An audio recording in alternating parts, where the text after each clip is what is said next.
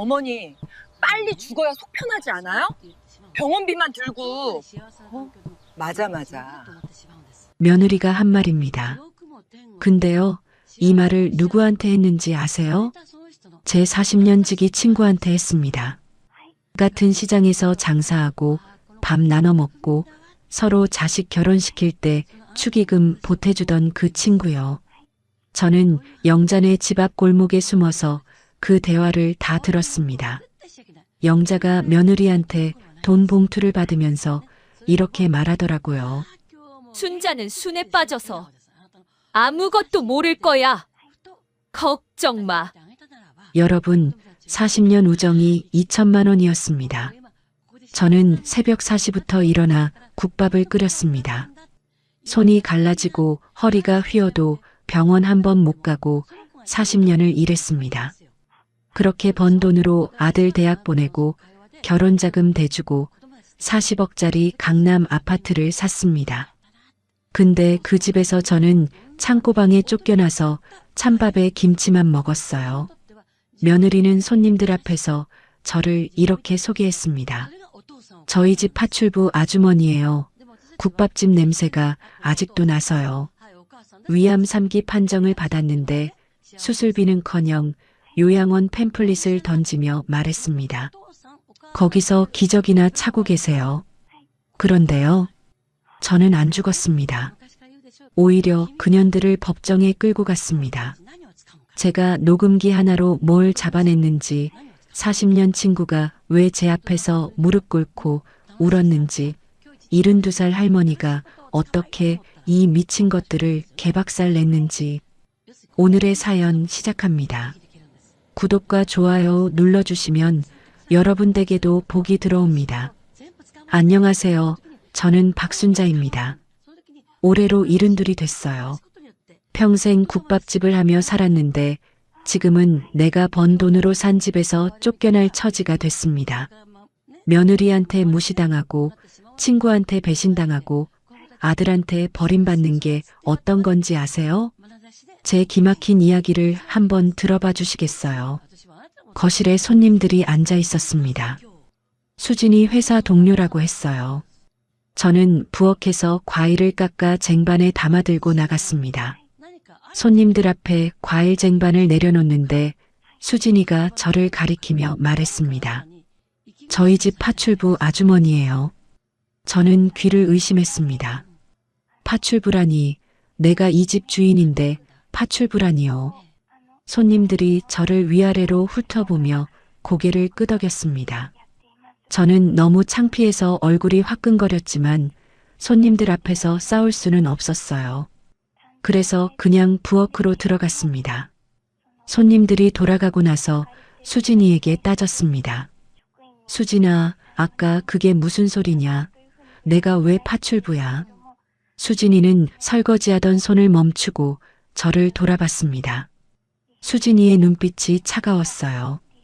어머니가 나오면 창피하잖아요. 수진이는 코를 막는 신용을 하며 말을 이었습니다. 국밥집 냄새가 아직도 나는 것 같아서요. 저는 할 말을 잃었습니다. 40년을 국밥집에서 일했습니다. 새벽 4시에 일어나 사고를 보고 밤 10시에 가게 문을 닫았어요. 손이 갈라지고 허리가 휘어도 병원 한 번 제대로 못 갔습니다. 남편이 재훈이가 5살 때 교통사고로 세상을 떠났어요. 32살부터 혼자 아들을 키웠습니다. 그렇게 40년을 일해서 재훈이 대학 보내고 결혼자금 1억 대주고 이 40억짜리 강남 아파트까지 장만했습니다. 근데 돌아온 게 냄새난다는 말이었어요. 한 달 전 병원에서 위암 3기 판정을 받았습니다. 의사가 빨리 수술해야 한다고 했어요. 수술비가 5천만 원이 넘는다고 했습니다. 문제는 제 손에 현금이 없다는 거였어요. 3년 전부터 수진이가 제 통장과 카드를 관리했습니다. 어머니, 제가 관리해 드릴게요. 어머니가 사기당하시면 어떡해요? 그때는 며느리가 챙겨주는 줄 알았어요. 근데 수진이는 저한테 한 달에 30만 원 용돈만 줬습니다. 제가 번 돈인데 제가 용돈을 받아야 했어요. 수술비를 부탁했습니다. 수진이가 소파에 앉아서 손톱을 다듬으며 말했습니다. 어머니, 돈 다 어디 썼어요? 그 많은 돈이 어디 갔냐고요? 저는 억울해서 목소리가 떨렸습니다. 내가 언제 돈을 썼어? 내가 다 관리하잖아. 수진이가 손톱깎이를 내려놓고 저를 쳐다봤습니다. 어차피 늙은이가 수술해봤자 얼마나 살겠어요. 가슴에 대못이 박히는 것 같았습니다. 저는 울면서 아들 재훈이에게 전화했습니다. 재훈아, 수진이가 엄마한테 너무한다. 제발 좀 말해라. 재훈이의 목소리는 귀찮다는 듯 무심했습니다. 엄마, 수진이가 그럴 리 없어. 엄마가 예민한 거야. 저는 더 말하려고 했습니다. 재훈아, 엄마 말 좀 들어봐. 재훈이가 끊었습니다. 나 바빠, 끊을게. 뚜뚜뚜. 끊긴 전화기를 손에 들고 한참을 서 있었습니다. 내가 등록금 대느라 새벽 2시까지 국밥 끓이던 그 아들이에요. 결혼자금 마련하느라 허리 디스크와도 병원 못 가던 그때 그 아들이 바쁘다며 전화를 끊었습니다. 며칠 뒤 수진이가 제 방으로 왔습니다. 어머니, 방 옮기세요. 수진이가 가리킨 곳은 창고로 쓰던 3평짜리 골방이었어요. 짐 정리할 때가 필요해서요. 저는 버텼습니다. 내가 왜 거기로 가야 하는데? 수진이는 대답 대신 제 옷가지를 쓰레기 봉투에 담기 시작했습니다. 봉투에 담긴 옷들을 복도에 내던지며 수진이가 소리쳤습니다. 더러운 것들 빨리 치워요. 저는 복도에 나뒹구는 제 옷들을 바라봤습니다. 다 낡고 헌 옷들이었어요. 평생 새 옷 한 벌 못 사입고 아들 키웠는데 그 옷들이 더러운 것이 됐습니다. 식사 시간이 되면 수진이와 재훈이는 거실에서 스테이크를 먹었습니다. 저한테는 찬밥에 김치만 담긴 쟁반이 방으로 들어왔어요. 수진이가 문틈으로 말했습니다. 냄새나니까 같이 못 먹겠어요. 손녀 하은이만 유일하게 제 편이었습니다. 하은이가 학교 갔다 와서 몰래 제 방에 들어왔어요. 손에 비닐봉지를 들고 있었습니다. 할머니, 이거 드세요. 봉지 안에는 떡볶이랑 김밥이 들어 있었어요. 하은이가 용돈 털어서 산 거였습니다. 할머니, 엄마가 진짜 이상해요. 뭔가 꾸미는 것 같아요. 저는 하은이를 꼭 안아줬습니다. 이 집에서 저를 사람 취급하는 건 하은이뿐이었어요. 어느 날 수진이가 양복 입은 남자를 집에 데려왔습니다. 거실에 앉은 남자가 명함을 내밀었어요. 변호사라고 했습니다. 어머니 재산 목록을 확인해야 합니다. 저는 어이가 없었습니다. 내 재산을 왜 내가 확인해?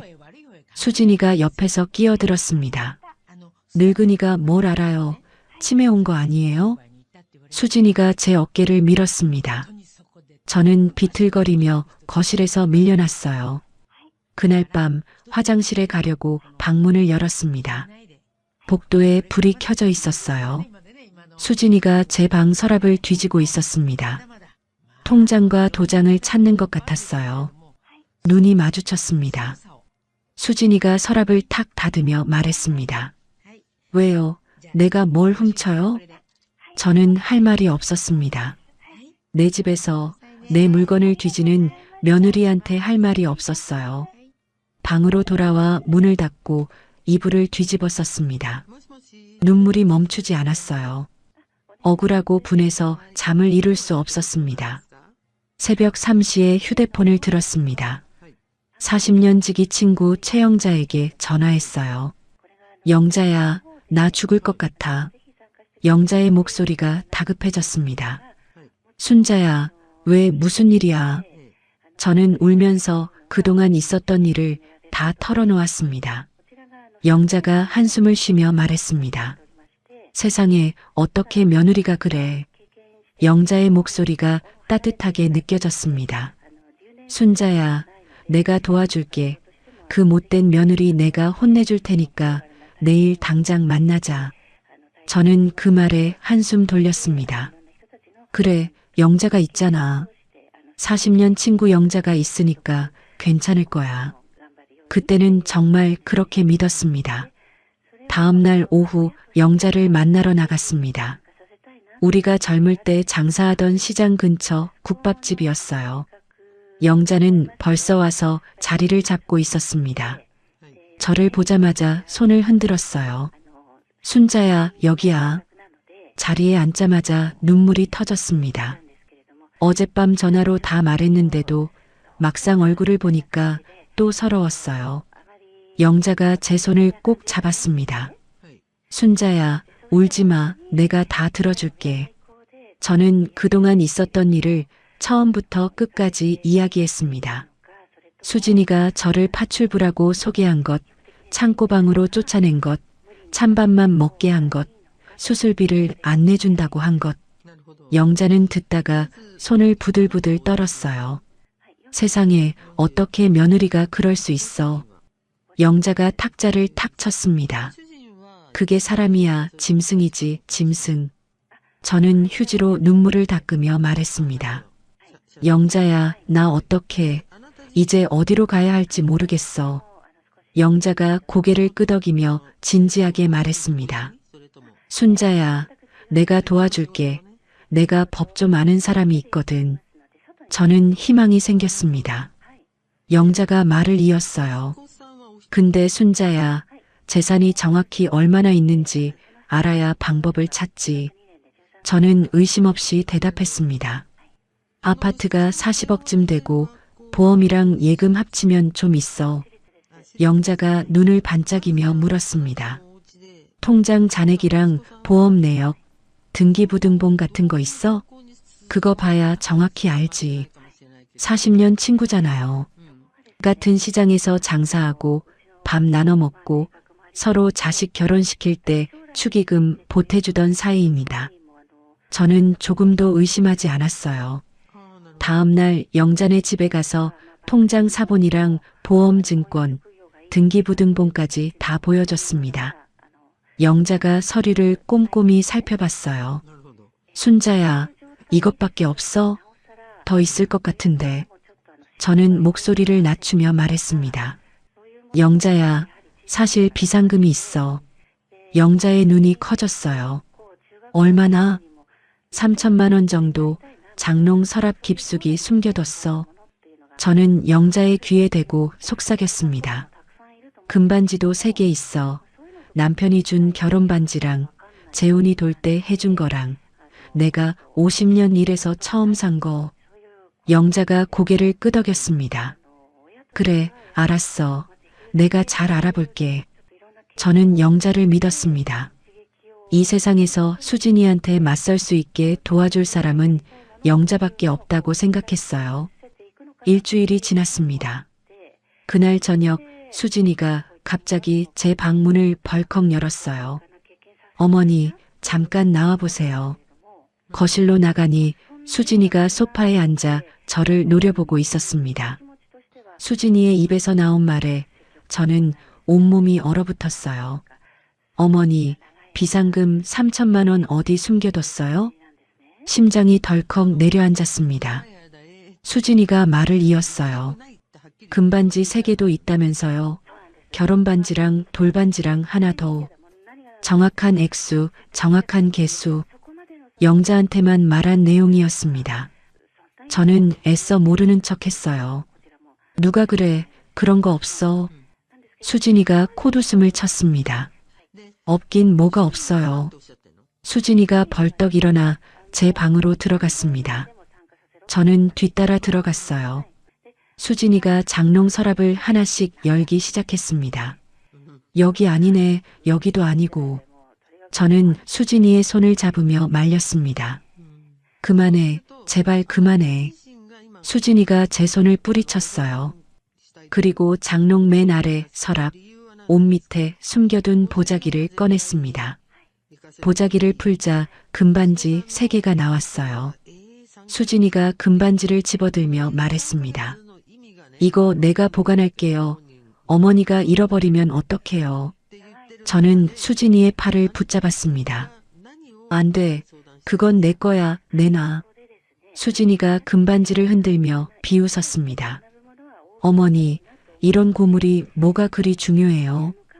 고물이라고 했습니다. 남편이 결혼할 때 준 반지가 고물이래요. 재훈이가 태어나서 첫 돌 때 해준 반지가 고물이래요. 제가 50년 일해서 처음으로 내 돈 주고 산 반지가 고물이래요.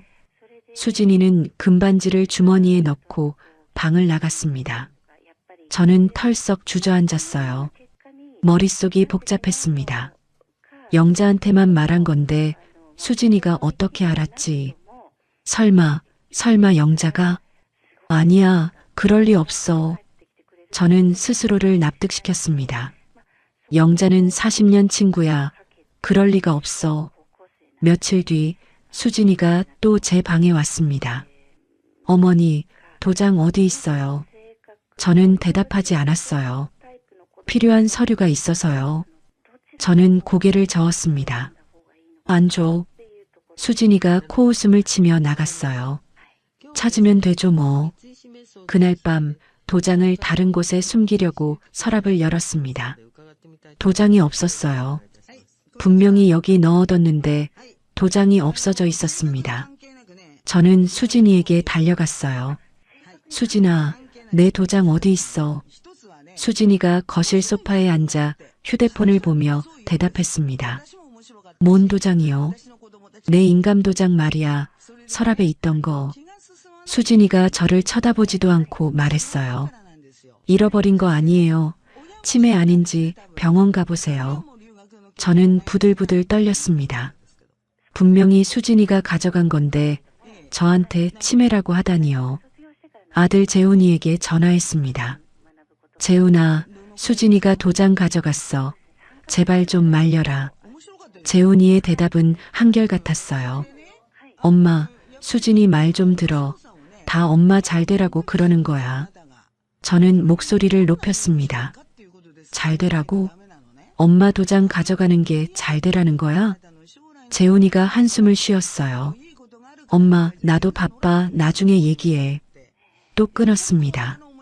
내가 등록금 대느라 새벽 2시까지 국밥 끓이던 그 아들이에요. 내가 결혼자금 마련하느라 허리 디스크와도 병원 한 번 못 가던 그때 그 아들입니다. 그 아들이 바쁘다며 전화를 끊는 게 믿기지 않았어요. 며칠 뒤 제 방 문 앞에 뭔가가 떨어져 있었습니다. 팸플릿 3개였어요. 요양원 팸플릿이었습니다. 수진이가 제 방에 들어와 팸플릿을 가리키며 말했습니다. 어머니, 여기가 시설 좋대요. 저는 팸플릿을 집어들었어요. 수진이가 웃으며 말했습니다. 빨리 들어가세요. 집에서 기저귀 차고 계실 거예요? 가슴이 찢어지는 것 같았습니다. 그날 저녁 하은이가 학교 갔다 와서 몰래 제 방에 들어왔어요. 하은이의 얼굴이 어두웠습니다. 할머니, 저 아까 엄마 통화하는 거 들었어요. 저는 하은이를 바라봤습니다. 하은이가 말을 이었어요. 엄마가 영자 할머니랑 전화하면서 할머니 재산 얘기했어요. 심장이 멎는 것 같았습니다. 3천만 원이랑 금반지 얘기도 했어요. 영자였습니다. 영자가 수진이한테 다 말한 거였어요. 저는 눈앞이 캄캄해졌습니다. 설마 했는데 진짜였습니다. 하은이가 제 손을 잡았어요. 할머니, 괜찮아요? 저는 고개를 저었습니다. 괜찮지 않았어요. 하은이를 돌려보내고 불을 껐습니다. 천장을 바라보며 생각했어요. 내 편은 아무도 없나? 아들도 안 되고 40년 친구도 안 되면 나는 이제 어떡하지? 눈물이 멈추지 않았습니다. 밤새 울었어요. 하은이의 말이 일주일 내내 머릿속을 맴돌았습니다. 엄마가 영자 할머니랑 전화하면서 할머니 재산 얘기했어요. 3천만 원이랑 금반지 얘기도 했어요. 아무리 생각해도 믿기지 않았어요. 영자는 40년 친구입니다. 같은 시장에서 장사하고 서로 밥 나눠 먹고 힘들 때마다 손잡아주던 사이예요. 그런 영자가 나를 팔아먹었다고 저는 직접 확인하기로 했습니다. 영자에게 전화했어요. 영자야, 내가 너무 힘드니까 내 집에 좀 가도 되겠니? 좀 쉬고 싶어. 영자의 목소리가 밝았습니다. 그래, 순자야, 와. 내일 오후 2시에 와. 저는 다음 날 낮 12시에 집을 나섰습니다. 약속 시간보다 2시간 일찍이었어요. 영자네 집 근처 골목에 도착했습니다. 전봇대 뒤에 몸을 숨기고 영자네 대문을 바라봤어요. 1시간쯤 지났을까요? 대문이 열렸습니다. 영자가 나왔어요. 그런데 영자 옆에 누군가가 있었습니다. 눈을 비비고 다시 봤어요. 수진이었습니다. 내 며느리 수진이가 영자 옆에 서 있었습니다. 저는 숨을 죽이고 지켜봤어요. 수진이가 영자에게 두툼한 봉투를 건넸습니다. 고맙습니다. 어머니, 덕분에 일이 착착 진행되고 있어요. 영자가 봉투를 받으며 활짝 웃었어요. 수진아, 순자는 원래 순에 빠져서 아무것도 모를 거야. 걱정 마. 가슴이 철렁 내려앉았습니다. 순에 빠져서 아무것도 모른다고요. 40년 친구가 며느리한테 저를 그렇게 말했습니다. 수진이가 고개를 끄덕이며 말했어요. 근데 영자 어머니, 그 양반 빨리 죽어야 속 편하지 않아요? 병원비만 들고. 저는 귀를 의심했습니다. 빨리 죽어야 속 편하다고요. 내가 빨리 죽어야 한다고요. 영자의 대답이 들렸습니다. 그래도 그 집이 40억이잖아. 수진아, 욕심 부리지 말고 천천히 해. 영자가 웃었어요. 40년 친구가 웃으면서 그 말을 했습니다. 수진이도 웃었어요. 친구라면서 그런 말을 태연하게 하시네. 역시 사람 잘 골랐어요. 두 사람이 웃으며 헤어졌습니다. 수진이가 골목 반대편으로 사라졌어요. 영자가 대문 안으로 들어갔습니다. 저는 그 자리에서 다리에 힘이 풀렸어요. 전봇대를 붙잡고 간신히 서 있었습니다. 40년이었습니다. 젊을 때 같은 시장에서 장사했어요. 영자는 옷가게, 저는 국밥집이었습니다. 점심때면 서로 밥을 나눠 먹었어요. 남편이 죽고 혼자 재훈이 키울 때 영자가 얼마나 힘이 됐는지 몰라요. 재훈이 결혼할 때 축의금도 넉넉히 보내줬습니다. 그 영자가 며느리한테 돈 받고 저를 팔아먹은 겁니다. 저는 골목 바닥에 주저앉았어요. 눈앞이 캄캄해졌습니다. 빨리 죽어야 속 편하다. 그 말이 머릿속에서 계속 맴돌았어요. 얼마나 앉아 있었는지 모르겠습니다. 정신을 차리고 일어났어요. 비틀거리며 집으로 돌아왔습니다. 현관문을 열자 수진이가 거실 소파에 앉아 있었어요. 저보다 먼저 와 있었습니다. 수진이 앞에 서류 뭉치가 놓여 있었어요. 어머니, 마침 잘 오셨네요. 수진이가 서류를 집어들며 말했습니다. 여기 도장 찍으세요. 저는 서류를 봤어요. 아파트명의 이전 서류였습니다. 이 집 재훈이한테 넘기는 거예요. 수진이가 볼펜을 내밀었습니다. 빨리 찍으세요. 저는 고개를 저었어요. 안 찍어. 수진이의 눈이 가늘어졌습니다. 뭐라고요? 저는 목소리를 높였어요. 안 찍어. 이 집은 내가 피땀 흘려 마련한 거야. 수진이가 서류를 탁 내려놓았습니다. 어머니, 좋게 말할 때 찍으세요. 저는 뒤로 물러섰어요. 안 돼, 죽어도 안 찍어.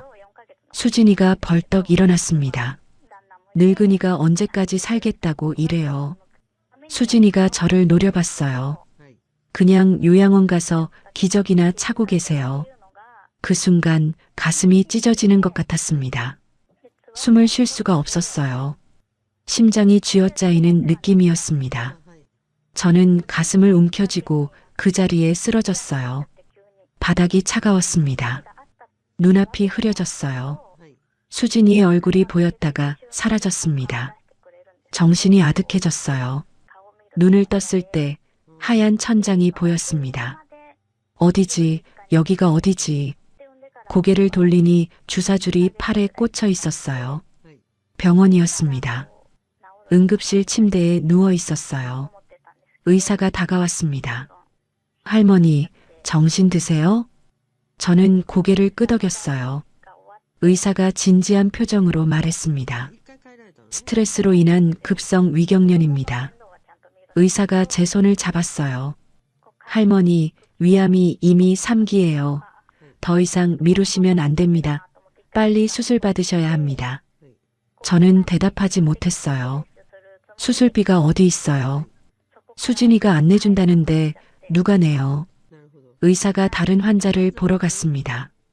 저는 천장을 바라봤어요. 아들도 나를 버렸습니다. 40년 친구도 나를 팔아먹었습니다. 이 세상에 내 편은 아무도 없구나. 눈물이 흘렀어요. 멈출 수가 없었습니다. 소리 없이 울었어요. 그때 누군가 말을 걸었습니다. 어머니, 괜찮으세요? 고개를 돌리니 옆 침대에 여자가 앉아 있었어요. 40대 중반쯤 되어 보였습니다. 많이 힘드시죠? 저는 눈물을 닦으며 대답했어요. 아니에요, 괜찮아요. 여자가 고개를 저었습니다. 괜찮으신 분이 그렇게 우시진 않아요. 여자가 자리에서 일어나 제 침대 옆으로 왔어요. 저는 정미영이라고 해요. 주민센터에서 복지 일하고 있어요. 미영 씨가 조심스럽게 물었습니다. 어머니, 무슨 일 있으세요? 저한테 말씀해 보세요. 저는 고개를 저었어요. 말해서 뭐해요?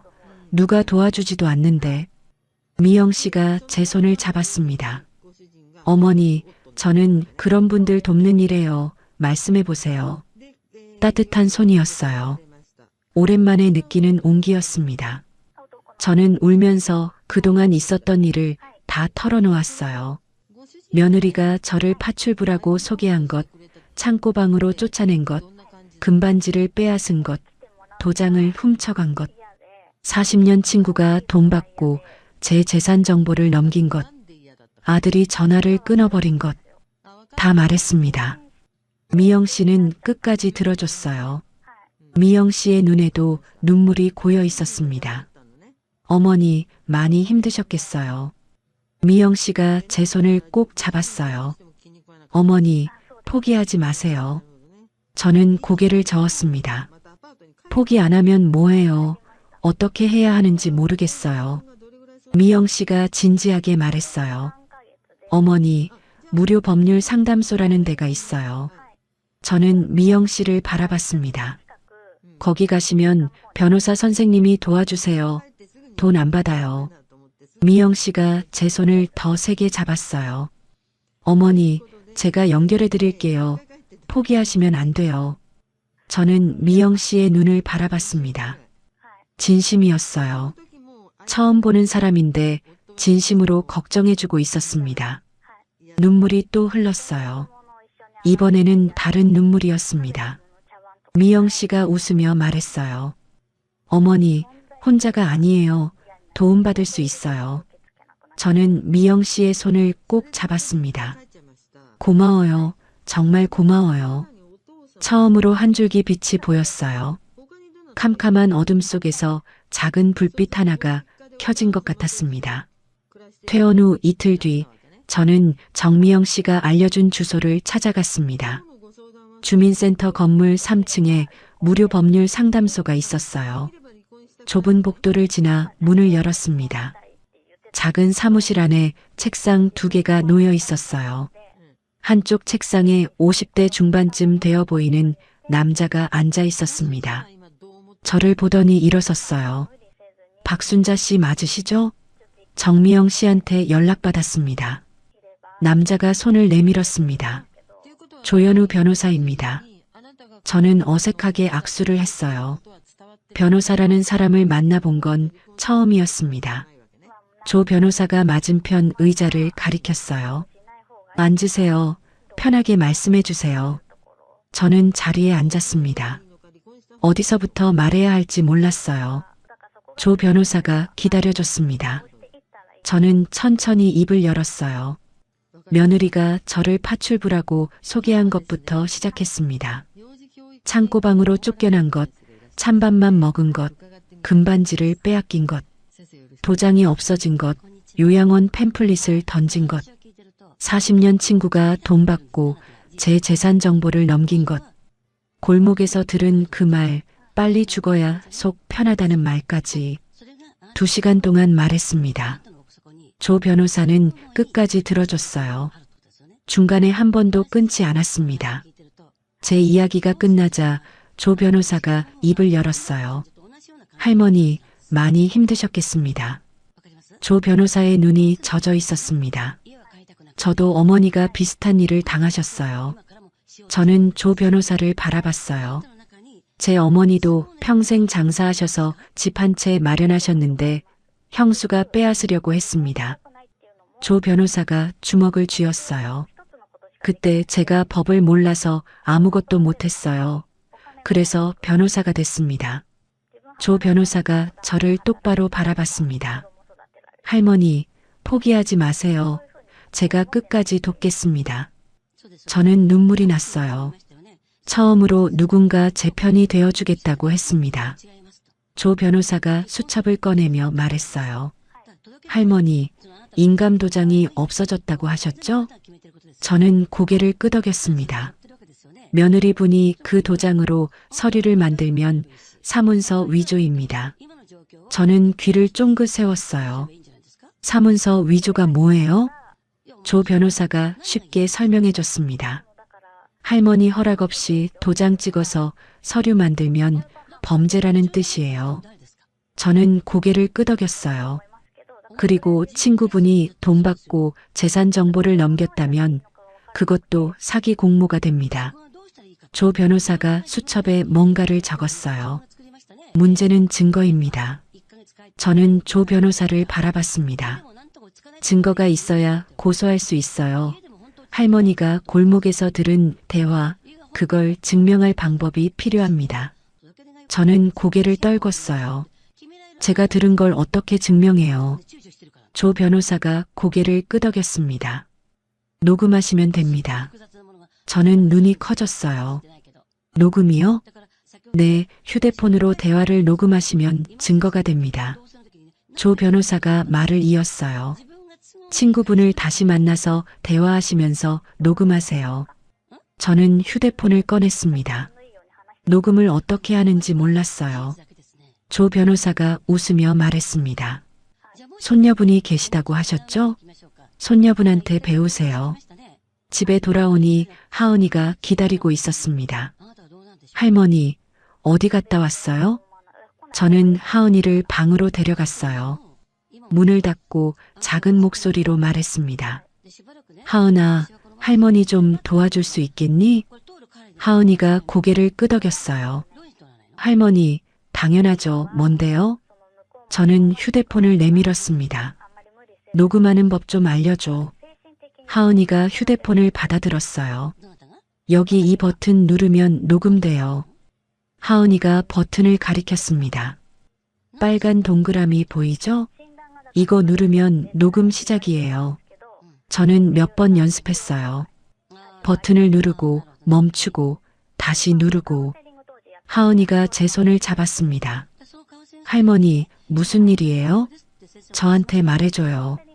저는 하은이를 바라봤어요. 이 아이한테까지 짐을 지우고 싶지 않았습니다. 하은이가 눈을 반짝이며 말했어요. 할머니, 저도 도와줄게요. 엄마가 하는 짓 저도 다 알아요. 저는 한숨을 쉬었습니다. 하은아, 엄마 일인데 내가 끼어들면. 하은이가 고개를 저었어요. 할머니, 엄마가 잘못하는 거예요. 저는 할머니 편이에요. 하은이의 눈이 단호했습니다.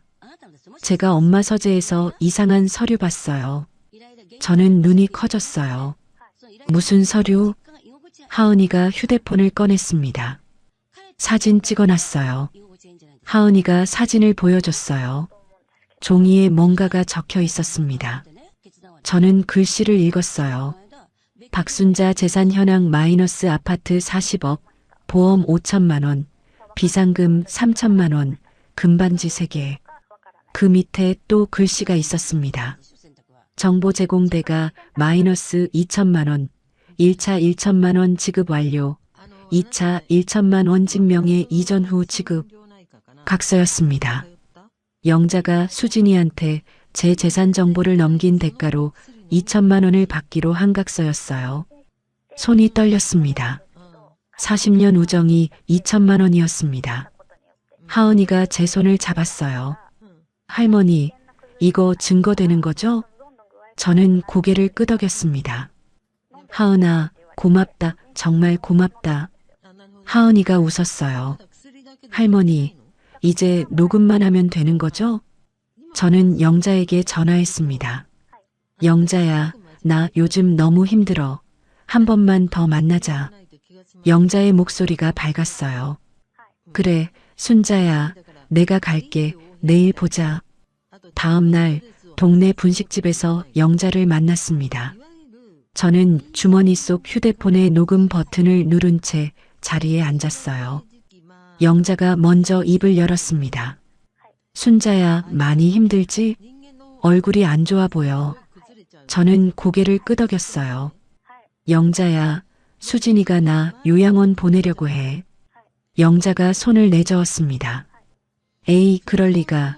내가 수진이한테 잘 말해줄게. 저는 일부러 물었어요. 너도 내가 요양원 가는 게 좋다고 생각해? 영자가 고개를 저었습니다. 아니지, 당연히 아니지. 영자가 제 손을 잡았어요. 수진이가 널 요양원 보내려는 거 알아. 내가 막아줄게. 저는 속으로 웃었습니다. 뻔뻔한 것. 골목에서 빨리 죽어야 속 편하다고 하던 사람이 이제 막아준다고 하네요. 저는 한숨을 쉬며 말했어요. 영자야, 수진이가 요즘 나한테 자꾸 진명에 넘기라고 해. 영자가 눈을 굴렸어요. 그래, 그거 안 되지, 안 돼. 영자가 목소리를 낮췄습니다. 근데 순자야, 수진이가 나한테 돈 좀 더 준다고 했는데. 영자가 말을 멈췄어요. 아, 아니다. 내가 무슨 소리를. 영자의 얼굴이 하얘졌습니다. 저는 표정을 숨겼어요. 영자야, 무슨 소리야? 수진이가 너한테 무슨 돈을 줘? 영자가 손을 내저었습니다. 아니야, 아니야. 내가 헛소리했어. 영자가 자리에서 일어났어요. 순자야, 나 갑자기 일이 생겼어. 먼저 갈게. 영자가 허둥지둥 나갔습니다. 저는 휴대폰을 꺼내 녹음을 멈췄어요. 다 녹음됐습니다. 수진이가 나한테 돈 좀 더 준다고 했는데 이 한마디면 충분했어요. 다음 날 조 변호사를 다시 찾아갔습니다. 녹음 파일과 하은이가 찍은 서류 사진을 보여줬어요. 조 변호사가 다 듣고 다 보더니 고개를 끄덕였습니다. 할머니, 이 정도면 충분합니다. 조 변호사가 저를 바라봤어요. 사문서 위조와 사기 공모 혐의로 고소할 수 있습니다. 저는 가슴이 두근거렸어요. 정말요? 조 변호사가 고개를 끄덕였습니다. 할머니, 이제 반격할 때입니다. 조 변호사가 제 손을 잡았어요. 더 이상 당하고만 계시면 안 됩니다. 저는 눈물이 났습니다. 평생 남한테 해코지 한 번 안 하고 살았어요. 누굴 고소한다는 게 무섭기도 했습니다. 하지만 이대로는 안 됐어요. 내가 40년 피땀 흘려 마련한 집입니다. 내 돈으로 산 내 집이에요. 이걸 뺏기고 요양원 가서 죽을 순 없었습니다. 저는 조 변호사를 바라봤어요. 변호사님, 부탁드립니다. 조 변호사가 고개를 끄덕였습니다. 할머니, 걱정 마세요. 제가 끝까지 함께하겠습니다. 고소장을 접수하고 3개월이 지났습니다. 그동안 경찰 조사가 있었어요. 형사가 수진이와 영자를 따로따로 불러서 조사했습니다. 검찰로 넘어갔고 또 조사를 받았어요. 그리고 드디어 재판 날이 왔습니다. 법원 앞에 서니 다리가 후들거렸어요. 72년 살면서 법원이란 데는 처음 와봤습니다. 조 변호사가 제 옆에 섰어요. 할머니, 긴장하지 마세요. 제가 다 하겠습니다. 저는 고개를 끄덕였습니다. 법정 문이 열렸어요. 안으로 들어가니 수진이가 피고인석에 앉아 있었습니다. 저와 눈이 마주쳤어요. 수진이가 억울하다는 표정을 지었습니다. 어머니가 저를 고소했다고요? 제가 뭘 잘못했는데요? 뻔뻔한 것. 저를 파출부라고 소개하고 창고방에 쫓아내고 찬밥만 먹이고 금반지 빼앗아 가고 그러고도 뭘 잘못했냐고 물어요. 재판이 시작됐습니다. 재판장이 사건 내용을 읽었어요. 사문서 위조, 사기 공모, 재산 침탈 시도. 수진이의 변호사가 일어섰습니다. 피고인은 시어머니를 위해 재산을 관리해 드린 것뿐입니다. 시어머니의 건강이 안 좋아서 걱정되어 요양원을 알아본 것이고 아기가 없었습니다. 저는 속이 부글부글 끓었어요. 걱정이요? 기적이나 차고 계시라고 한 게 걱정이에요? 조 변호사가 일어났습니다. 재판장님, 증거를 제출하겠습니다. 조 변호사가 휴대폰을 꺼냈어요. 녹음 파일을 재생했습니다. 법정에 영자의 목소리가 울려 퍼졌어요. 수진이가 나한테 돈 좀 더 준다고 했거든. 수진이의 얼굴이 하얗게 질렸습니다. 영자의 목소리가 계속 나왔어요. 순자는 원래 순에 빠져서 아무것도 모를 거야. 걱정 마. 법정이 조용해졌습니다.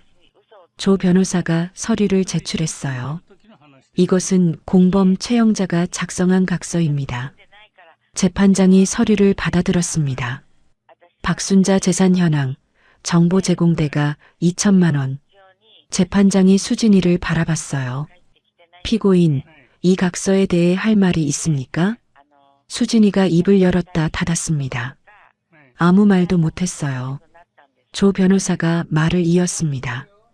또한 피고인은 피해자의 인감도장을 무단으로 가져가 대출 서류를 준비했습니다. 조 변호사가 서류를 더 꺼냈어요. 이것은 피고인이 피해자 명의로 작성하려던 아파트 담보대출 신청서입니다. 재판장이 서류를 살펴봤습니다. 수진이의 변호사가 당황한 표정을 지었어요. 증거가 너무 명확했습니다. 재판장이 영자 쪽을 바라봤어요. 영자는 증인석에 앉아 고개를 숙이고 있었습니다. 증인 최영자, 진술하십시오. 영자가 떨리는 목소리로 말했어요. 제가 잘못했습니다.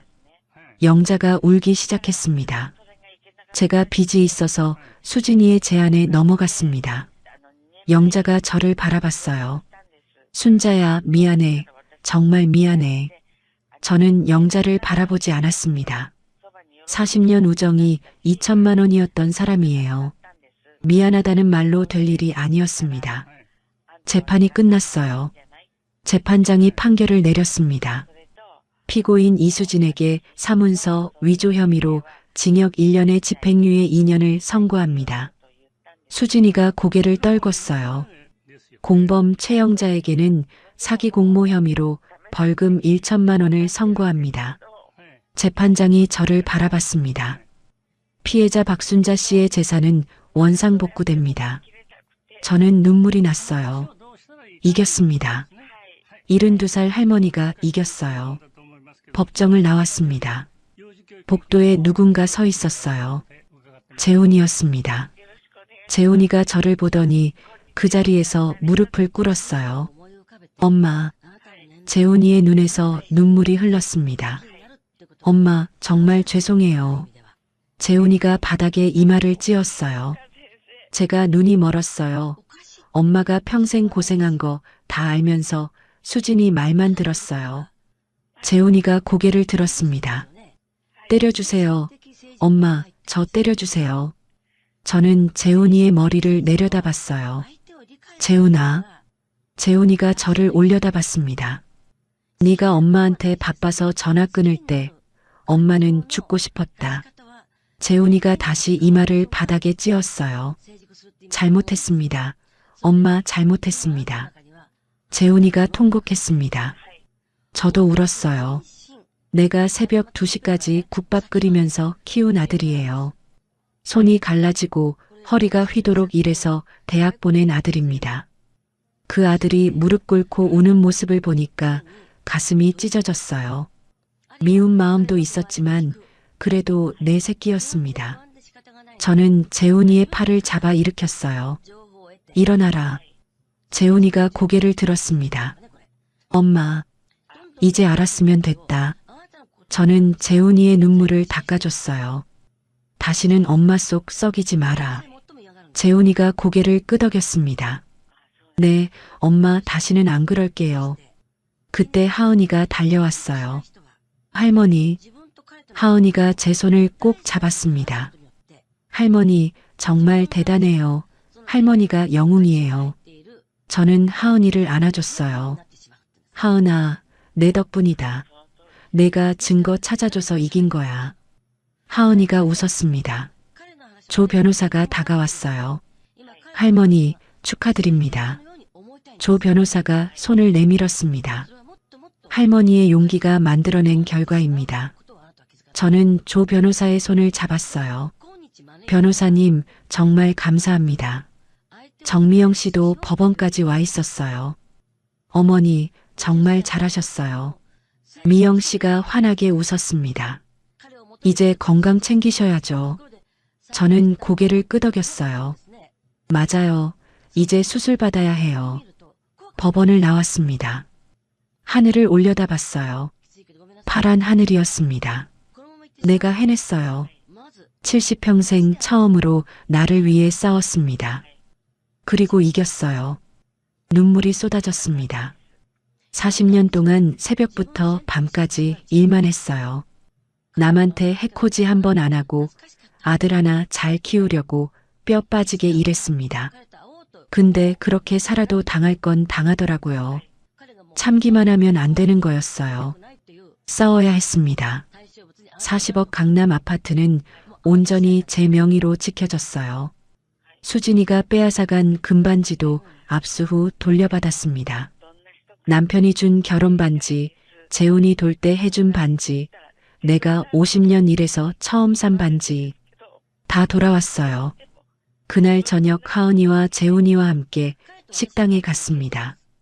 오랜만에 외식이었어요. 고깃집이었습니다. 재훈이가 고기를 구워서 제 앞에 놓았어요. 엄마, 많이 드세요. 하은이가 상추에 고기를 싸서 제 입에 넣어줬습니다. 할머니야, 저는 입을 벌렸어요. 고기가 입안에서 녹았습니다. 맛있었어요. 창고방에서 찬밥에 김치만 먹던 게 엊그제 같은데 이렇게 따뜻한 밥상 앞에 앉아 있으니까 꿈만 같았습니다. 재훈이가 저를 바라봤어요. 엄마, 앞으로 제가 잘할게요. 하은이도 고개를 끄덕였습니다. 할머니, 우리가 잘 모실게요. 저는 두 사람을 바라봤어요. 이게 진짜 가족이구나. 피는 못 속이는 거구나. 눈물이 또 났습니다.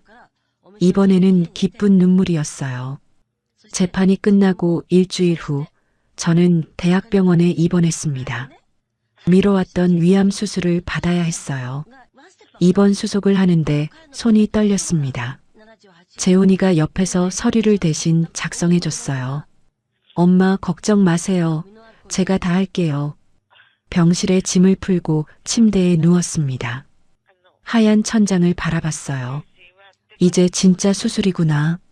다음 날 수술 전 정밀 검사를 받았습니다. 피검사, 엑스레이, 내시경까지 하루 종일 검사만 받았어요. 검사 결과가 나오던 날 의사가 병실로 찾아왔습니다. 의사의 표정이 심각했어요. 보호자분도 같이 들으시죠. 재훈이가 제 옆에 앉았습니다. 의사가 입을 열었어요. 암이 예상보다 더 퍼졌습니다. 가슴이 철렁 내려앉았습니다. 수술이 쉽지 않을 수 있습니다. 재훈이가 물었어요. 그게 무슨 말씀이세요? 수술 못한다는 건가요? 의사가 고개를 저었습니다. 수술은 합니다. 하지만 고령이시고 암이 많이 진행되어서 위험할 수 있습니다. 의사가 저를 바라봤어요. 할머니, 각오하셔야 합니다. 저는 고개를 끄덕였습니다. 무섭지 않다면 거짓말이에요. 하지만 이제 와서 죽을 수는 없었습니다. 재판에서 이겼어요. 40억 집도 지켰습니다. 이제 막 다시 시작하려는데 여기서 죽으면 안 됐어요. 저는 이를 악물었습니다. 하은이 대학 졸업하는 것 봐야 해요. 재훈이한테 밥 한 번 더 해줘야 합니다. 아직 할 일이 많아요. 수술 전날 밤 잠이 오지 않았습니다. 천장을 바라보며 생각했어요. 내가 여기서 죽으면 어떡하지? 하은이는 어떡하고 재훈이는 어떡해? 새벽까지 뒤척였습니다. 수술 당일 아침이 밝았어요. 하은이와 재훈이가 일찍 왔습니다. 하은이가 제 손을 꼭 잡았어요. 할머니, 무서워요? 저는 웃어 보였습니다. 무섭긴 뭐가 무서워. 재훈이가 제 다른 손을 잡았어요. 엄마, 힘내세요. 저는 두 사람을 번갈아 바라봤습니다. 걱정 마라. 내가 국밥집 40년 했는데 이까짓 수술에 안 죽어. 하은이가 울먹였어요. 할머니, 저는 하은이의 머리를 쓰다듬었습니다. 울지 마, 할머니 금방 나올 테니까. 간호사가 들어왔어요. 수술 준비됐습니다. 침대가 움직이기 시작했습니다. 복도를 지나 수술실 앞에 도착했어요. 재훈이와 하은이가 따라왔습니다. 수술실 문 앞에서 멈췄어요. 재훈이가 제 손을 놓지 않았습니다. 엄마, 꼭 돌아와요. 하은이가 울면서 말했어요. 할머니, 사랑해요. 저는 웃었습니다. 나도 사랑한다. 금방 볼 거야. 수술실 문이 열렸어요. 저는 안으로 들어갔습니다. 차가운 수술대에 누웠어요. 천장에 큰 등이 있었습니다. 마취과 의사가 다가왔어요. 할머니, 이제 주무실 거예요. 눈 떠보면 다 끝나 있을 겁니다. 저는 눈을 감았습니다. 하은아, 재훈아, 기다려라. 꼭 돌아갈게. 수술은 8시간이 넘게 진행됐습니다. 수술실 밖에서 재훈이와 하은이가 기다렸어요. 8시간 내내 앉지도 못하고 서성였다고 나중에 들었습니다. 드디어 수술실 문이 열렸어요. 의사가 나왔습니다. 재훈이가 달려갔어요. 어떻게 됐습니까? 의사가 마스크를 내리며 말했습니다. 위험한 고비가 여러 번 있었습니다. 재훈이의 얼굴이 하얘졌어요. 의사가 말을 이었습니다. 하지만 성공적으로 마쳤습니다. 재훈이가 그 자리에 주저앉았어요. 감사합니다. 감사합니다. 하은이가 울음을 터뜨렸습니다. 저는 회복실로 옮겨졌어요. 마취에서 깨어나는데 한참 걸렸습니다. 눈을 떴을 때 재훈이의 얼굴이 보였어요. 재훈이가 제 손을 잡고 울고 있었습니다. 엄마, 살아줘서 고마워요. 저는 입술을 움직였어요. 목소리가 제대로 나오지 않았습니다. 재훈이가 귀를 가까이 대었어요. 엄마, 뭐라고요? 물. 재훈이가 물을 적신 솜을 제 입술에 대줬습니다. 시원했어요. 하은이도 제 옆에 있었습니다. 할머니, 정신 드세요? 저는 고개를 살짝 끄덕였어요. 힘이 없었지만 살아있다는 게 느껴졌습니다. 살았구나. 나 살았어. 며칠간 회복실에서 지냈습니다. 조금씩 기력이 돌아왔어요. 일반 병실로 옮겨졌습니다.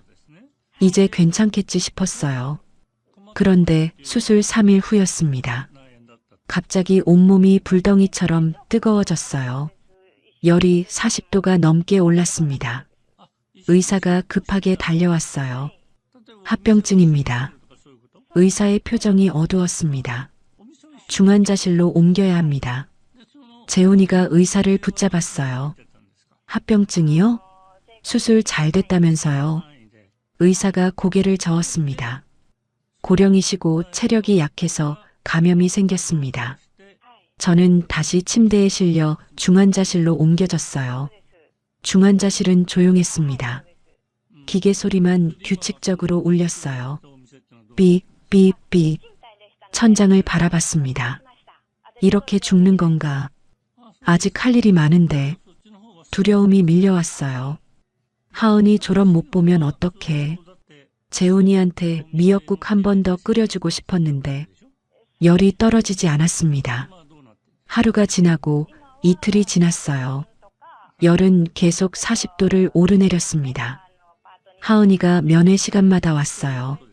중환자실은 안에 들어올 수 없어서 유리창 너머로 손을 흔들었습니다. 할머니, 힘내세요. 제가 여기 있어요. 하은이의 목소리가 유리창 너머로 들렸어요. 저는 고개를 돌려 하은이를 바라봤습니다. 손을 들어 흔들고 싶었지만 힘이 없었어요. 눈만 깜빡였습니다. 재훈이는 매일 새벽에 병원에 왔어요. 출근 전에 들르고 퇴근 후에 또 왔습니다. 야근하면서도 빠지지 않았어요. 하루가 다르게 수척해졌습니다. 일주일이 지났습니다. 열이 떨어지지 않았어요. 의사가 재훈이를 불렀습니다. 항생제가 잘 듣지 않습니다. 재훈이가 물었어요. 그러면 어떻게 해요? 의사가 한숨을 쉬었습니다. 최악의 경우를 대비하셔야 합니다. 재훈이가 복도에서 무너지듯 울었어요. 저는 중환자실 유리창 너머로 그 모습을 봤습니다. 재훈이가 유리창에 이마를 대고 흐느꼈어요. 엄마, 제발 일어나세요. 재훈이의 울음소리가 들렸습니다. 저 이제 막 효도하려고 했는데 엄마, 제발이요. 저는 눈물이 흘렀어요. 재훈아, 울지 마라. 엄마가 꼭 일어날게. 저는 희미한 의식 속에서 되뇌었습니다. 포기하면 안 돼. 하은이 졸업봐야 해. 재훈이한테 밥 해줘야 해. 아직 안 돼. 아직 죽으면 안 돼. 열흘째 되는 날 새벽이었습니다. 간호사가 체온을 재더니 눈이 커졌어요. 할머니, 열이 떨어지기 시작했어요. 저는 간호사를 바라봤습니다. 정말요? 간호사가 웃으며 고개를 끄덕였어요. 네, 38도예요. 많이 내려갔어요. 저는 눈물이 흘렀습니다. 살았구나. 나 또 살았어. 그날 오후 열이 37도까지 떨어졌어요. 의사가 와서 진찰하더니 말했습니다. 고비를 넘기셨습니다. 재훈이와 하은이가 중환자실 밖에서 환호했어요. 이틀 후 저는 일반 병실로 옮겨졌습니다. 재훈이와 하은이가 병실로 들어왔어요. 두 사람이 동시에 울었습니다.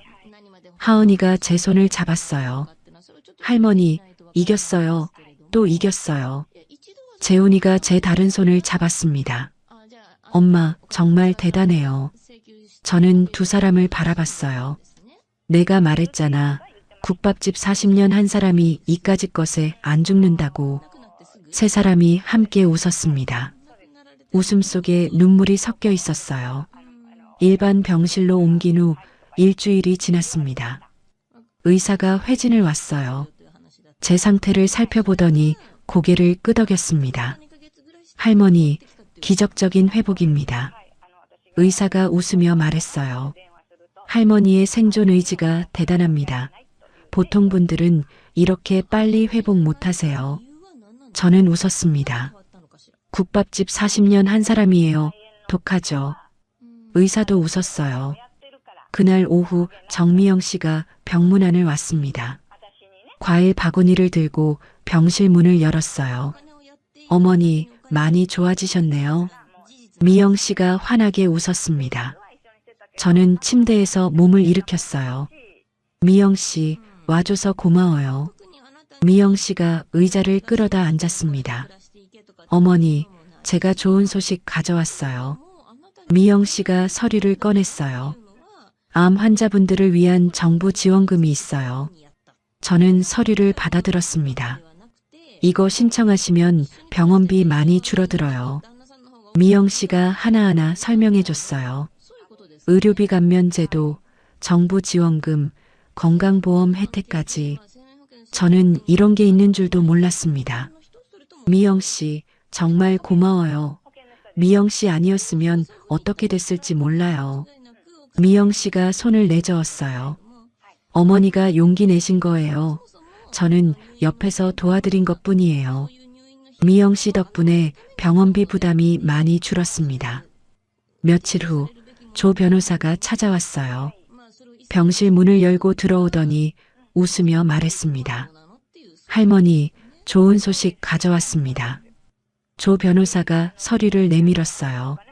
수진 씨에게 위자료 청구 소송을 했는데 법원에서 5천만 원 지급 판결이 났습니다.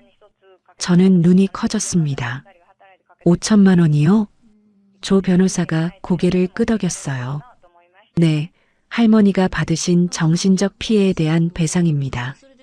저는 서류를 받아들었습니다. 손이 떨렸어요. 변호사님, 정말 감사합니다. 조 변호사가 웃었습니다.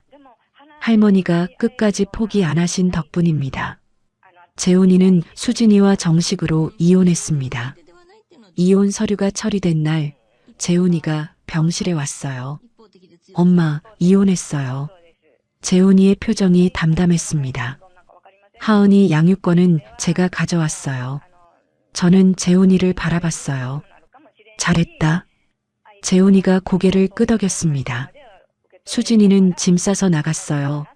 이제 그 집에 없어요. 저는 한숨을 내쉬었습니다. 후련하기도 하고 씁쓸하기도 했어요. 그래도 며느리였는데 아들이 잘못 만난 거지. 병실에서 재활 운동을 시작했습니다. 처음에는 침대에서 일어나는 것도 힘들었어요. 다리에 힘이 없었습니다. 간호사가 부축해서 일으켜 세웠어요. 복도를 한 바퀴 도는 게 목표였습니다. 첫날은 10걸음도 못 걸었어요. 다리가 후들거려서 주저앉을 뻔했습니다. 하은이가 매일 학교 끝나고 병원에 왔어요. 제 팔을 잡고 함께 복도를 걸었습니다. 할머니, 천천히요. 제가 잡고 있을게요. 하은이가 제 걸음에 맞춰 천천히 걸었어요. 할머니, 태어나면 제가 맛있는 거 해드릴게요. 저는 웃었습니다. 우리 하은이가 요리할 줄 알아? 하은이가 씩 웃었어요. 유튜브 보고 배웠어요. 계란말이 잘해요. 그래, 기대할게. 하루하루 조금씩 나아졌습니다. 10걸음이 20걸음이 되고 20걸음이 50걸음이 됐어요. 일주일 후에는 복도를 한 바퀴 다 돌 수 있었습니다. 어느 날 오후였어요. 병실 문이 열렸습니다. 고개를 돌리니 누군가 서 있었어요. 영자였습니다. 영자가 문 앞에서 멈춰 섰어요. 얼굴이 많이 야위어 있었습니다. 순자야. 영자의 목소리가 떨렸어요. 내가 잘못했어. 영자가 울기 시작했습니다. 제발 용서해줘, 순자야. 저는 영자를 바라봤어요. 40년을 알고 지낸 얼굴이었습니다. 같은 시장에서 장사하고 밥 나눠 먹고 서로 힘들 때 손잡아주던 사이. 그 영자가 울면서 용서를 빌고 있었어요. 저는 입을 열었습니다. 영자야. 영자가 저를 바라봤어요. 40년 우정이 2천만 원이었냐? 영자의 눈에서 눈물이 흘렀습니다. 순자야, 내가 그때 빚이 있어서 정신이 없어서. 저는 고개를 저었어요. 빚이 있으면 친구를 팔아도 돼? 영자가 대답하지 못했습니다. 내가 빨리 죽어야 속 편하다고 했지. 영자가 고개를 떨궜어요. 저는 천천히 말했습니다. 영자야, 나는 너를 용서할 수 없어. 영자가 고개를 들었어요. 다시는 내 앞에 나타나지 마라. 저는 고개를 돌렸습니다. 영자가 울음을 터뜨렸어요. 한참을 서서 울었습니다. 그러다 천천히 돌아서 나갔어요. 문이 닫혔습니다. 저는 창밖을 바라봤어요. 40년이 끝났습니다. 허무했어요. 하지만 미련은 없었습니다. 친구를 돈에 팔아먹는 사람은 친구가 아니에요. 이제 진짜 끝이었습니다. 한 달간의 입원 끝에 퇴원 날이 왔어요. 재훈이가 차를 가지고 병원에 왔습니다. 짐을 들고 병원을 나섰어요. 한 달 만에 맞는 바깥 공기였습니다. 햇살이 따뜻했어요. 살아있다는 게 느껴졌습니다. 집에 도착했어요. 현관문을 여는데 뭔가 눈에 들어왔습니다. 현수막이 걸려 있었어요. 할머니 퇴원을 축하합니다. 하은이 글씨였습니다. 빨간색 매직으로 삐뚤빼뚤 쓴 글씨. 눈물이 났어요. 거실로 들어가니 밥상이 차려져 있었습니다. 재훈이가 앞치마를 두르고 서 있었어요. 엄마, 제가 밥 했어요. 밥상을 보니 미역국이 있었습니다. 미역국 옆에 계란말이, 김치, 나물이 놓여 있었어요. 어설펐지만 정성껏 만든 티가 났습니다. 저는 자리에 앉았어요. 재훈이가 수저를 건넸습니다. 엄마, 맛없어도 이해해요. 처음 해본 거라. 저는 미역국을 한 숟갈 떴어요. 입에 넣었습니다. 짰어요. 미역도 너무 많이 넣었고 간도 안 맞았어요. 그런데 맛있었습니다. 눈물이 흘렀어요. 재훈이가 놀라서 물었습니다. 엄마, 왜 울어요? 그렇게 맛없어요? 저는 고개를 저었어요. 아니, 맛있어. 재훈이가 멋쩍게 웃었습니다. 엄마, 앞으로 제가 잘할게요. 재훈이가 제 손을 잡았어요. 엄마가 나한테 해준 것처럼 나도 이제 해줄게요. 매일 퇴근하고 들를게요. 밥도 해드리고 청소도 하고. 저는 재훈이를 바라봤습니다. 내가 새벽부터 밤까지 일해서 키운 아들이에요. 한때는 원망도 했습니다. 전화 끊을 때는 죽고 싶기도 했어요. 그런데 이렇게 돌아왔습니다. 재훈아, 고맙다. 재훈이가 눈물을 훔쳤어요. 하은이가 제 옆에 앉았습니다. 할머니, 저 이번 학기 장학금 받았어요. 저는 하은이를 바라봤어요. 정말? 우리 하은이 대단하네. 하은이가 씩 웃었습니다. 이제 할머니한테 용돈도 드릴 거예요. 할머니가 맛있는 거 드시게요. 저는 하은이를 꼭 안아줬어요. 우리 하은이 고마워. 며칠 후 수진이에게 받은 위자료 5천만 원이 통장에 들어왔습니다. 저는 그 돈으로 밀린 병원비를 모두 정리했어요. 남은 돈은 비상금으로 제 이름 통장에 넣었습니다. 이번에는 아무한테도 안 맡깁니다. 내 돈은 내가 관리해요. 서랍에서 등기부등본을 꺼냈습니다. 40억 강남 아파트. 제 이름이 적혀 있었어요. 이 집 내가 지켰다. 혼잣말을 했습니다. 아무도 못 빼서 이건 내 집이야. 그날 밤 창가에 앉아 바깥을 바라봤어요. 서울의 야경이 반짝였습니다. 저는 72년을 살았어요. 새벽부터 밤까지 일만 했습니다. 남편 일찍 보내고 혼자 아들 키웠어요. 손이 갈라지고 허리가 휘도록 일했습니다. 그렇게 살아도 당할 건 당하더라고요. 며느리한테 무시당하고 친구한테 배신당하고 그래도 포기 안 했습니다. 싸워서 이겼어요. 저는 창밖을 바라보며 다짐했습니다. 이제 남은 인생은 나를 위해 살겠다. 누구 눈치 안 보고 내가 하고 싶은 대로 살 거야. 마음이 편안해졌어요. 처음으로 편안해졌습니다. 퇴원하고 6개월이 지났습니다. 오늘은 정기검진 날이었어요. 병원에 가서 피 검사하고 내시경하고 온갖 검사를 다 받았습니다. 결과가 나오기까지 일주일을 기다렸어요. 하루하루가 1년 같았습니다. 드디어 결과를 듣는 날이 왔어요. 진료실에 들어갔습니다.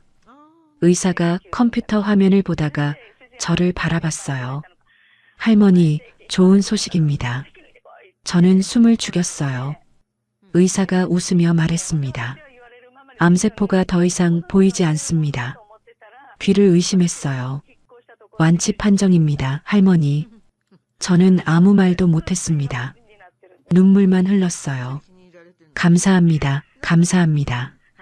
그 말밖에 나오지 않았습니다. 진료실을 나와 복도 의자에 앉았어요. 한참을 울었습니다. 살았구나. 나 진짜 살았어. 집에 돌아와 재훈이와 하은이에게 전화했어요. 완치 판정 받았다. 전화기 너머로 하은이의 환호 소리가 들렸습니다. 재훈이도 울먹이며 말했어요. 엄마, 축하해요. 정말 다행이에요. 하은이가 대학교 2학년이 됐습니다. 새 학기가 시작되기 전에 하은이를 불렀어요. 하은아, 이리 와봐. 하은이가 제 앞에 앉았습니다. 저는 봉투를 하나 내밀었어요. 이번 학기 등록금이다. 하은이가 손을 내저었습니다.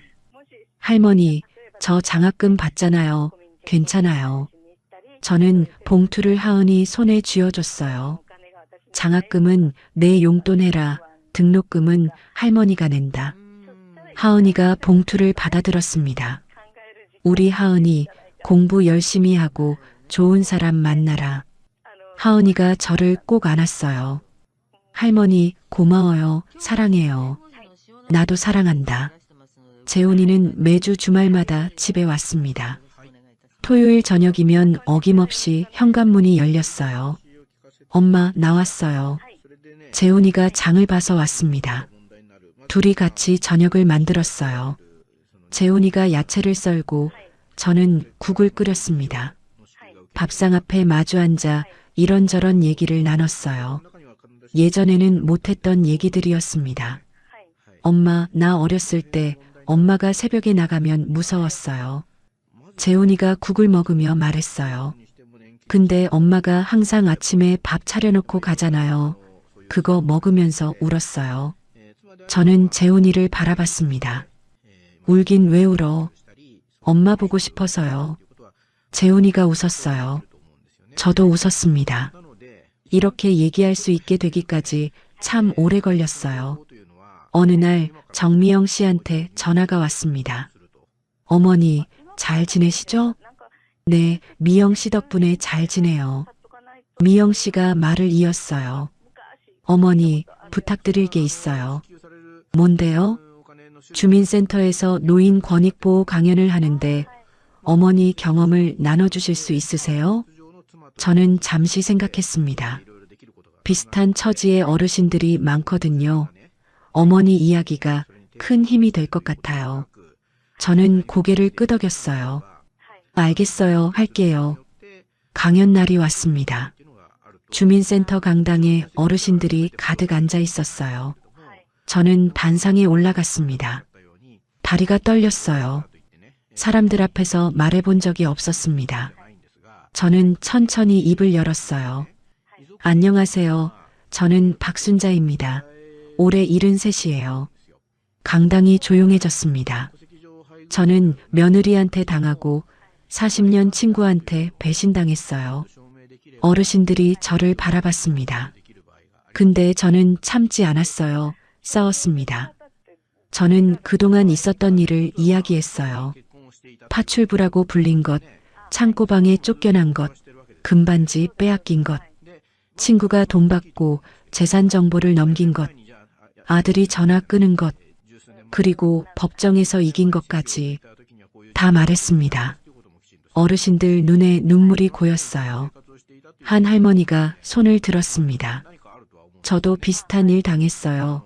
며느리가 통장 다 가져갔어요. 또 다른 할아버지가 말했어요. 나는 아들이 요양원 보내려고 해요. 저는 그분들을 바라봤습니다. 여러분, 당하고만 살지 마세요. 강당이 조용해졌어요. 자식한테도 친구한테도 당하면 싸워야 합니다. 저는 힘주어 말했습니다. 우리가 평생 고생해서 일군 거예요. 뺏기면 안 됩니다. 어르신들이 고개를 끄덕였어요. 혼자가 아니에요. 도움받을 곳이 있어요. 저는 정미영 씨를 가리켰습니다. 저 복지사 선생님이 도와주실 수 있어요. 무료 법률 상담소도 있고요. 강연이 끝나고 박수가 터졌습니다. 어르신 한 분이 다가왔어요. 덕분에 용기 얻었습니다. 할머니가 제 손을 잡았습니다. 저도 싸워볼게요. 저는 가슴이 뭉클했어요. 내가 누군가에게 힘이 됐습니다. 집으로 돌아오는 길이었어요. 강남 아파트 단지가 보였습니다. 저는 멈춰서서 아파트를 바라봤어요. 혼잣말을 했습니다. 이 집, 내가 40년 뼈 빠지게 일해서 산 거다. 바람이 불었어요. 내가 지킨 거야. 아무도 못 빼서. 집에 도착하니 맛있는 냄새가 났습니다. 하은이가 부엌에서 저녁을 차리고 있었어요. 할머니, 오셨어요? 그래, 뭐해? 할머니 좋아하는 된장찌개요. 재훈이도 퇴근하고 왔습니다. 오랜만에 셋이 함께 밥상 앞에 앉았어요. 재훈이가 밥을 먹다가 말했습니다. 엄마, 된장찌개 맛있다. 엄마 국밥집 국물 맛이야. 저는 코끝이 찡했어요. 하은이가 끓인 건데. 재훈이가 하은이를 바라봤습니다. 우리 딸 요리 실력 늘었네. 하은이가 씩 웃었어요. 할머니한테 배웠어요. 밥을 다 먹고 소파에 앉았습니다. 재훈이가 왼쪽에, 하은이가 오른쪽에 앉았어요. 텔레비전에서 뉴스가 나왔습니다. 하은이가 제 팔짱을 꼈어요. 할머니, 나중에 저 결혼하면 할머니가 줄에 서주세요. 저는 하은이를 바라봤습니다. 그래, 할머니가 100살까지 살아서 내 아기도 볼 거야. 하은이가 웃었어요. 재훈이도 웃었습니다. 창밖으로 서울의 야경이 반짝였어요. 저는 두 사람을 바라봤습니다. 이게 행복이구나. 내가 지켜낸 행복이야.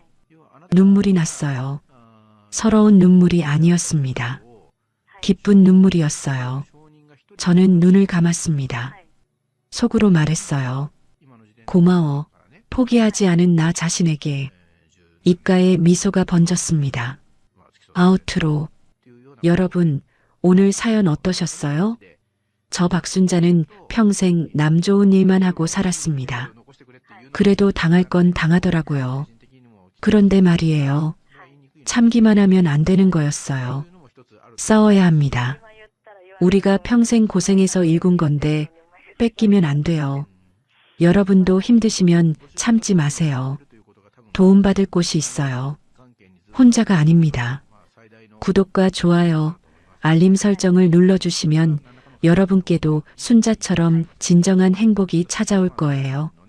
댓글로 시청하고 계신 지역과 의견을 남겨주세요.